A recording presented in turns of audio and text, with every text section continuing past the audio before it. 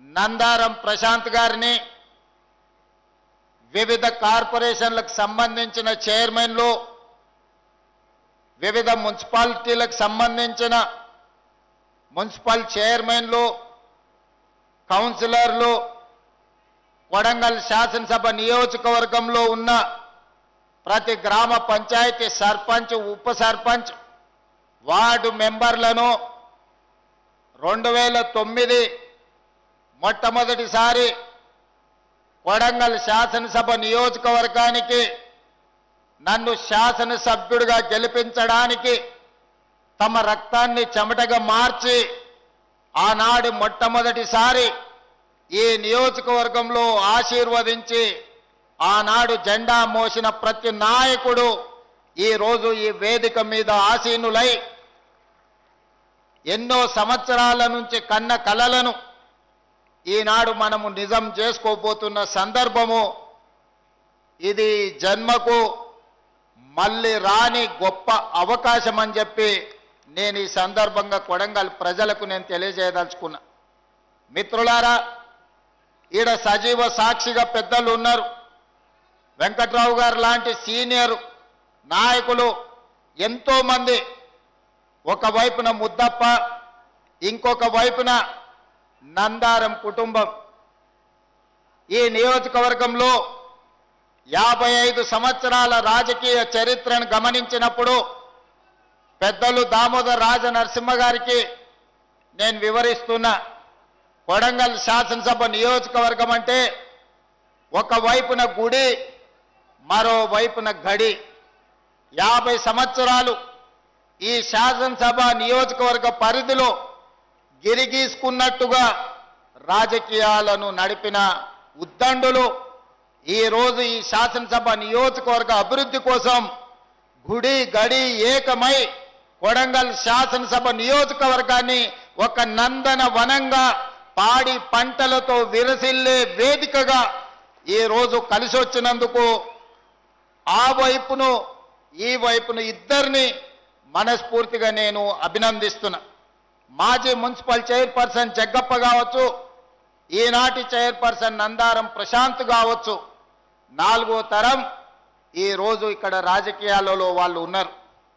ఈనాడు నందారం వెంకటయ్య గారు, నందారం సూర్యనారాయణ గారు ఈ ప్రాంతానికి శాసనసభ్యులుగా పనిచేసి ఆనాడు పెద్ద ఎత్తున ఈ గుడిని నిర్మించాలి, తెలంగాణ పేదల తిరుపతిగా దీన్ని అభివృద్ధి చెయ్యాలి అని కలలు కన్నారు. ఆ తర్వాత అనురాధమ్మ గారు, ఆ తర్వాత ప్రశాంత్ గారు, వాళ్ళ కుటుంబ సభ్యులందరూ కూడా భావించిండ్రు. నందారం సూర్యనారాయణ గారు టీటీడీ మెంబర్గా ఉన్నప్పుడు ఆనాడు తిరుమల తిరుపతి దేవస్థానం నుంచి నిధులు తెచ్చి అభివృద్ధి చేయాలన్న ఆలోచన చేసి ఇక్కడ ఒక ఫంక్షన్ హాల్ని కూడా నిర్మించడం జరిగింది. అయినా ఈ కార్యక్రమం వివిధ కారణాల చేత ఎప్పటికప్పుడు వాయిదా పడుతూనే ఉంటే ఒకరోజు సుందర వరదాచార్యులు దామోదర్ రాజనరసింహ గారికి నేను వివరిస్తున్నా. సుందర వరదాచార్యులు అంటే ఈ దేశంలోనే, భారతదేశంలో గర్వించదగ్గ ఆగమ శాస్త్ర సలహాదారులు. తిరుమల తిరుపతి దేవస్థానంలో స్వామి వారికి ఏ ముహూర్తం నిర్ణయించాలన్నా, బ్రహ్మోత్సవాలను నిర్వహించాలన్నా సుందర వరదాచార్యులు గారు పెట్టిన ముహూర్తమే స్వామివారి ముహూర్తం. స్వామివారి ప్రతిరూపమే సుందర వరదాచార్యులు. అంత పేరు, కీర్తి, ప్రతిష్టలను మన ప్రాంతానికి, కొడంగల్ నియోజకవర్గానికే కాదు తెలంగాణ ప్రజలు గర్వించే దేశంలోనే గొప్ప ఆగమశాస్త్ర సలహాదారులు సుందర వరదాచార్యులు. వారు నన్ను ఇక్కడ వీధుల్లో రథాన్ని తిప్పడానికి లేదు, మీరు బాధ్యత తీసుకోండి అని అంటే ఆనాడు మొట్టమొదట ఆ కార్యక్రమాన్ని చేపట్టినాం.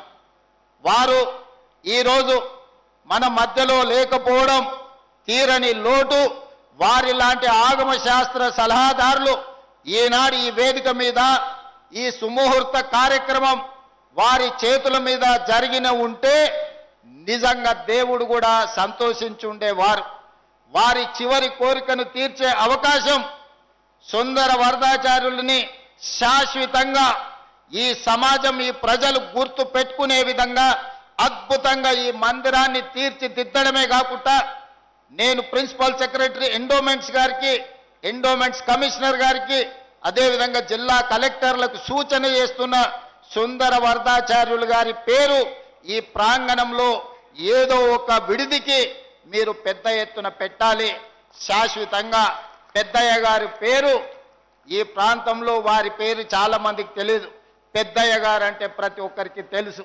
పెద్దయ్య గారు పేరు శాశ్వతంగా ఈ మందిర నిర్మాణంలో కనిపించాలి. వారిని ఎప్పుడూ మనము ఈ ప్రాంతంలో గుర్తు చేసుకోవాలి. ఈరోజు ఇక్కడ జరిగే ఏ పూజా కార్యక్రమమైనా తిరుపతిలో ఏ సాంప్రదాయం ప్రకారం ఏ రకమైన సాంప్రదాయాన్ని పాటించి పూజలు జరుగుతాయో సెకండు తూచా తప్పకుండా ఇక్కడ కూడా అదే సాంప్రదాయాన్ని అదే రకంగా పూజలు నిర్వహిస్తూ ఆ పవిత్రతను ఇక్కడ మన పూజారులు సుందర వరదాచార్యులు గారి కుటుంబ సభ్యులు ఈరోజు ఈ కార్యక్రమాన్ని నిర్వహిస్తున్నారు. వారికి కూడా నేను మనస్ఫూర్తిగా కృతజ్ఞతలు, ధన్యవాదాలు తెలియజేస్తున్నా. మిత్రులారా, ఈ కార్యక్రమం రాజకీయాలకు అతీతమైనది. ఈరోజు జెండాలు ఎజెండాలకు ఇది సంబంధించిన అంశం కాదు. ఇది మన ప్రాంతానికి, మన రాష్ట్రానికి గర్వించదగిన ఒక గొప్ప అభివృద్ధి కార్యక్రమాన్ని ఈరోజు మనం ఇక్కడ చేపట్టడం జరిగింది. ఈ గుడి ఈ ప్రాంతమే కాదు, కర్ణాటక, మహారాష్ట్ర ప్రాంతాల నుంచి విశేషంగా భక్తులను ఆదరించడానికే కాదు, ఆశీర్వదించడానికి ఒక్క గొప్ప దైవ కార్యక్రమాన్ని ఈనాడు మనము నిర్వహిస్తున్నాము. ఇది తప్పకుండా ఈ కొడంగల్ శాసనసభ నియోజకవర్గాన్ని పేరు ప్రతిష్టలను దేశ స్థాయిలో విస్తరించే విధంగా ఇది దోహదపడుతుంది అని చెప్పి నేను ఈ సందర్భంగా భావిస్తున్నాను. మిత్రులారా, 1960 సమయంలో అచ్యుతారెడ్డి గారు ఒక్కసారి ఈ ప్రాంతం నుంచి మంత్రిగా ఉన్నారు. స్వతంత్రం వచ్చినప్పటి నుంచి కొడంగల్ శాసనసభ నియోజకవర్గానికి పెద్దలు గురునాథ్ రెడ్డి గారు ఎన్నిసార్లు గెలిచినా వారిని మంత్రి పదవి వరించలేదు. ఎవరి ప్రాంతం నుంచి ఎమ్మెల్యేలైనా మంత్రులయ్యే అవకాశం రాలే, మనకు నిధులు తెచ్చే అవకాశం రాలే. ఎప్పుడు మనం ఎవరి దగ్గరకో ఒకరి దగ్గరికి వెళ్ళి, అయ్యా మా నియోజకవర్గానికి నీళ్లు కావాలి, అయ్యా మా నియోజకవర్గానికి గుడి కావాలి, అయ్యా మా నియోజకవర్గానికి బడి కావాలి, మా పిల్లల చదువులకు కష్టమవుతుంది, మా వైద్యానికి ఇబ్బంది అవుతుంది అని మనం విజ్ఞప్తులు చేసిన సందర్భమే. కానీ ఏనాడు కూడా మనకు గొప్ప అవకాశం రాలే. ఈనాడు 2009లో మొట్టమొదటిసారి మీరు ఆశీర్వదించి ఆనాడు 7,500 ఓట్లతోని ఎమ్మెల్యేగా గెలిపిస్తే 2014 వరకు గ్రామాలకు రోడ్లు, తాగునీరు, అదేవిధంగా కాలిపోతున్న ట్రాన్స్ఫార్మర్లు, పేలిపోతున్న మోటార్లను మనం ఈరోజు అద్భుతంగా నాడు చేసుకుంటే 2014లో మళ్ళీ 15,000 ఓట్లతోని రెండవసారి ఎమ్మెల్యేగా గెలవడం జరిగింది. 2018లో అనుకోని విధంగా కొడంగల్లో ఓడిపోతే మీరందరూ మళ్ళీ మల్కాజ్గిరి పార్లమెంటు నిలబడ్డప్పుడు ఊర్లలో నుంచి సర్ది కట్టుకొని తోబ ఖర్చులు మీరే జేబులో పెట్టుకొని రూపాయి ఆశించకుండా వేలాది మంది ఇక్కడి నుంచి మల్కాజ్గిరి పార్లమెంట్ నియోజకవర్గంలో కార్యకర్తలు కష్టపడి మల్కాజ్గిరిలో పార్లమెంటు సభ్యుడిగా గెలవడానికి మీరందరూ కష్టపడి గెలిపించారు. పార్లమెంటు సభ్యుడిగా గెలిచిన నాకు పిసిసి అధ్యక్షుడిగా తెలంగాణ రాష్ట్ర ఎన్నికలు నిర్వహించే బాధ్యత చిన్న వయసులోనే అవకాశం వచ్చింది. ఆ అవకాశం తెలంగాణ రాష్ట్ర ప్రజలు ఆశీర్వదిస్తే ఈనాడు తెలంగాణ రాష్ట్రానికి ముఖ్యమంత్రి అయి ఈరోజు మీ ముందల నిలబడ్డాడు. మీ బిడ్డ, కొడంగల్ బిడ్డ ఈనాడు ప్రయోజకుడై తెలంగాణ రాష్ట్రానికి నాయకత్వం వహించి అత్యంత అనుభవజ్ఞులైన దామోదర్ రాజనరసింహ గారి నుంచి మొదలు పెడితే ఉద్దండులు ఎంతో మంది మంత్రివర్గంలో ఈరోజు సభ్యులుగా ఉన్నారు. వాళ్ళందరి సహకారంతో ఈరోజు రాష్ట్రాన్ని ముందుకు నడిపించుకుంటూ ప్రతి సమస్యని పరిష్కరించుకుంటూ ప్రతి పేదవాడికి న్యాయం చెయ్యాలన్న ఆలోచనతోని పేదల సంక్షేమం, తెలంగాణ రాష్ట్ర అభివృద్ధికి రోజుకు 18 గంటలు పనిచేస్తూనే ఉన్నాం. కానీ ఈనాడు ఇంకా సమస్యలు ఉన్నాయి.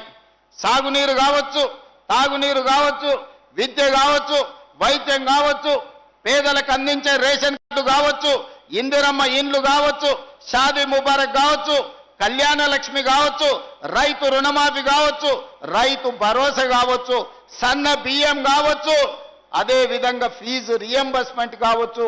ఇలా చెప్పుకుంటూ వెళ్తే ప్రతి పథకాన్ని మా ఆడబిడ్డలకు అక్కడ పాలపిట్ట రంగులో ఈ రోజు చీర పండుగ పూట సారెబెట్టినట్టు పెడితే మా అక్కలు చాలా మంది ఇవాళ ఇందిరమ్మ చీరలు కట్టుకొని వచ్చిండ్రు. ఇవన్నీ కూడా పేదల సంక్షేమం కోసం, పేదల అభివృద్ధి కోసం, పేద విద్యార్థుల చదువుల కోసం, పేదల వైద్యం కోసం ఈరోజు మన ప్రభుత్వం పనిచేస్తుంది. ఒకప్పుడు బడికి పోవాలంటే కొడంగల్లోళ్ళు తాండూరు పోయేది, బొమ్మరాజ్పేట వాళ్ళు పరిగి పోయేది, మద్దూరోళ్ళు నారాయణపేట పోయేది, దౌలతాబాద్ వాళ్ళు ఓసారి పోతే పరిగి లేకపోతే తాండూరు పోయేది, కోజికోళ్ళేమో మహబూబ్నగర్ పోయేది. పిల్లల చదువు అంటే మన వాళ్ళు మహబూబ్నగరో నారాయణపేటో లేకపోతే పరిగో తాండూరో ఏది కాకపోతే పట్నం వలసపోయేది. మా లంబాడి సోదరులు లేకపోతే పూణే బొంబాయి వలసపోయి అక్కడ చదువుకున్నారు. చదువుకోవడానికి బడి లేదు మనకు. ఆనాడు పూజలు చేసుకోవడానికి గుడి సరైన వసతులు లేవు. సాగునీరు సంగతి మనకెన్నడ ఆలోచన కూడా రాలే.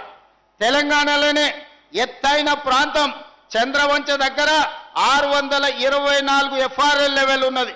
తెలంగాణలో హైయెస్ట్ ప్రాంతం లక్ష్మీదేవిపల్లి తర్వాత కొడంగల్ ప్రాంతంలోనే ఎత్తైన ప్రాంతం. ఈ ప్రాంతానికి నీళ్లు వచ్చే అవకాశం లేదు. కృష్ణానది జలాలు మన పక్కన పోతున్నా మన కొడంగల్కు నీళ్లు వచ్చినా నీళ్లు తెచ్చిన ఆలోచననే లేదు. అయితే కందులు వండించుకోవాలి, లేకపోతే మా పేదోళ్ళు కల్తీ కళ్ళు దాగి బతకాలి. ఈ రెండు తప్ప మాకు ఇంకోటి తెలియని పరిస్థితి. కొడంగల్లో ఒడ్లు పండించేది కానీ సన్న బియ్యం తినలేని పరిస్థితులు. బండకప్పు ఇండ్లు, ఇందరమ్మ ఇండ్లు ఇచ్చినా అమాయకత్వంతో బండకప్పులు కప్పుకున్న ఇండ్లే ఈరోజు గ్రామాలలో కనిపించేది. అక్కడి నుంచి ఇవాళ ఏ ఊరికి రోడ్డు పోవాలన్నా, ఏ తండాలకు మా శంకర్ నాయక్ చాలా మంది ఉన్నారు. తండాలకు పోవాలంటే మా దేశానాయకిన తండాలకు పోవాలంటే బండి మీద ఏడోసారి దిగి నడుచుకుంటూ వాళ్ళు మనకు రోడ్లు ఎక్కడి సార్ అనేటోళ్ళు. ఆనాడు ఆ పరిస్థితి. ఇవాళ బొమ్మరాజ్పేటలో దాదాపుగా 70 చిన్న చిన్న తాండాలు ఉంటే ప్రతి తాండాకి ఈరోజు రోడ్డు వేసుకునే పరిస్థితి వచ్చింది. ప్రతి గ్రామ పంచాయతీకి రోడ్డు వేసుకునే పరిస్థితి వచ్చింది.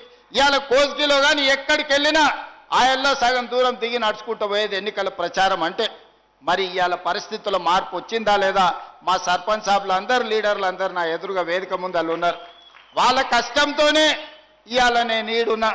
వేదిక మీద జాగ సరిపోక మిమ్మల్ని కింద కూసబెట్టిరు తప్ప మీ కష్టాన్ని మీ శ్రమను తక్కువ చేసి చూసే సమస్యనే లేదు. మీరందరూ ఆడ సుధాకర్ ఉన్నారు, లేకపోతే శ్రీశైలం ఉన్నాడు, చాలా మంది ఆడ ముందళ్ళు ఉన్నారు, సాగర్ ఉన్నారు, అందరు ఉన్నారు. మీరందరు కష్టపడితేనే ఇవాళ మనం ఈ స్థాయికి వచ్చినాం. రాష్ట్ర స్థాయిలో ఈరోజు కొడంగల్కు పెద్ద కూర్చేసి పెద్దోళ్ళు మనల్ని కూసబెట్టిండ్రు. మరి ఇవాళ మిత్రులారా మీరు ఆలోచన చేయండి. మనకి ఇంకా పనులు కావాలి. మా దామోదరానికి విజ్ఞప్తి, జిల్లా ఇన్ఛార్జ్ మంత్రి పెద్ద మనసు ఉన్నోడు, అవగాహన ఉన్నోడు, అందుకే జిల్లా ఇన్ఛార్జ్ మంత్రిగా దామన్నను మనం తెచ్చుకున్నాం. మా మక్తల్ నారాయణపేట కొడంగల్ ప్రాజెక్టును పూర్తి చేస్తే మా శ్రీహరి నియోజకవర్గం, మా నారాయణపేట, మా కొడంగల్కు ఇవాళ కృష్ణానది జలాలు రావాలి. ఏడాదిన్నర తిరిగే లోపల మీరు ఎట్టి పరిస్థితుల పనులను పూర్తి చేసి కృష్ణానది జలాలు కొడంగల్ భూములు తడవాలి. మీరు స్వయంగా ప్రతి నెల సమీక్ష చెయ్యాలి. భూసేకరణ మొత్తం చేసినాం, అనుమతులు అన్ని తెచ్చినాం, ఇక పనులు ముందుకు పోవాలి. భూసేకరణ సమయంలో చాలా రకాల సమస్యలు సృష్టించారు. శ్రీహరికి ఒక్కటే మాట చెప్పిన, నిన్ను మంత్రిని చేసింది రాష్ట్రమంతా తిరగనికే కాదు.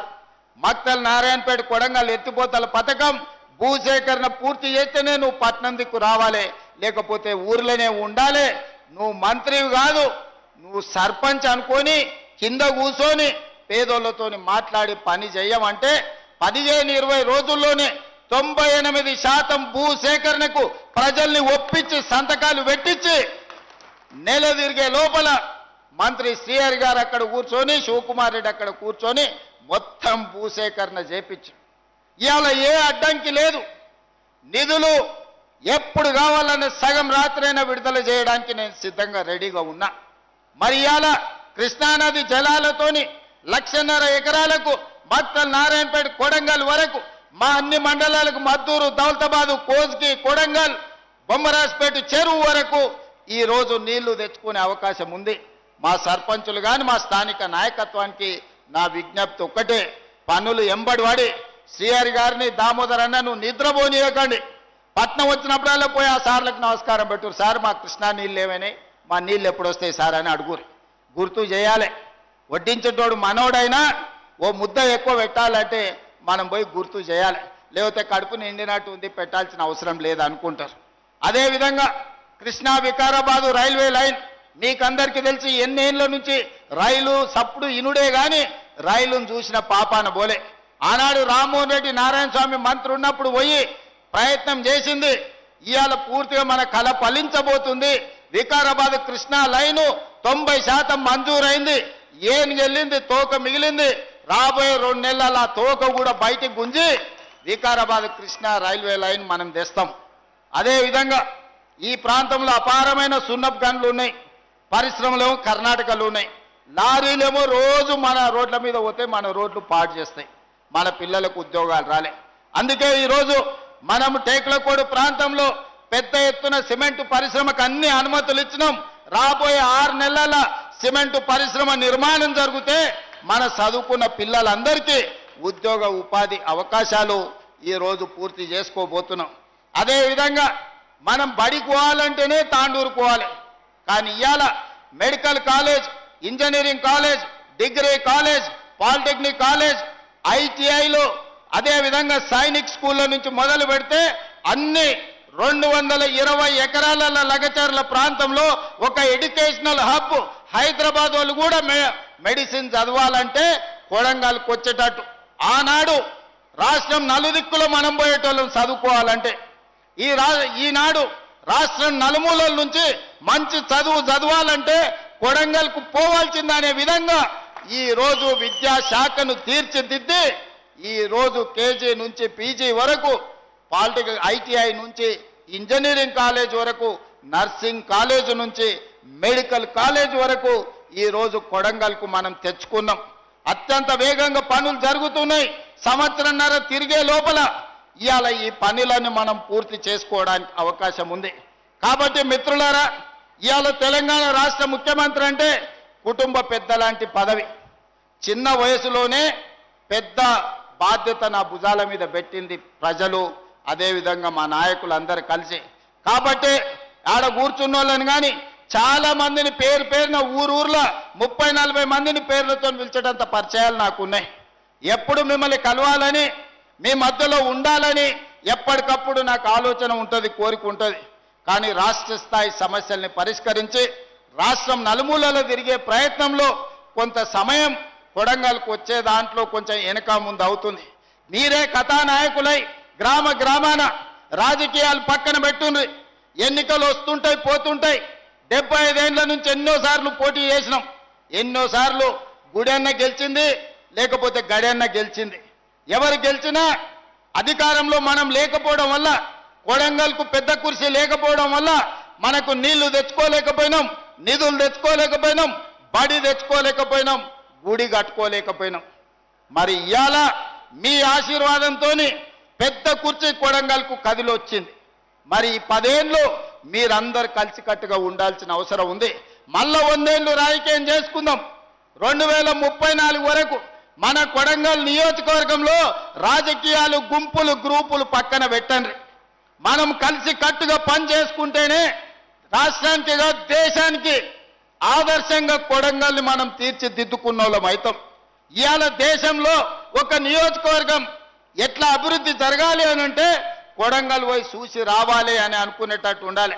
గానే మా కిషన్ నాయక్ ఉన్నాడు, సార్ మా ఊరికి కరెంటు లేదు, సబ్ స్టేషన్ ఇస్తే నీకు మంచిగా ఏంది యాటను కోసి దావత్ ఇస్తాను. మరి ఆ ఎల్ల ఒక సబ్ స్టేషన్ కోసం ఎక్కడెక్కడనో తిరిగి కన్నోళ్ళ కాళ్ళు పట్టుకొని ఆ ఎల్ల తెచ్చిన.